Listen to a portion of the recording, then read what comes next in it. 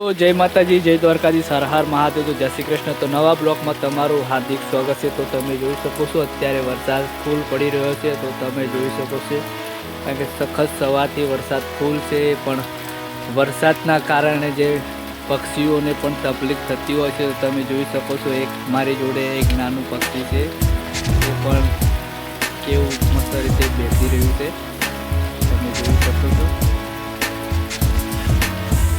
કારણ કે એની બી પાંખો પલળી જાય એટલે ઉડી નથી શકતા ને શિકારી જેવા બાજ છે એવા શિકાર કરી શકે છે. તો તમે જોઈ શકો છો. કારણ કે આવા તો ઘણા બધા પક્ષીઓ બેઠા છે, તમને બતાવું. કારણ કે એમને પણ વરસાદમાં બચવું. जो तेनू वेखिया सांसे गई थम સામેલી બારી પર सारी सारी रात सोए न हम सारी તો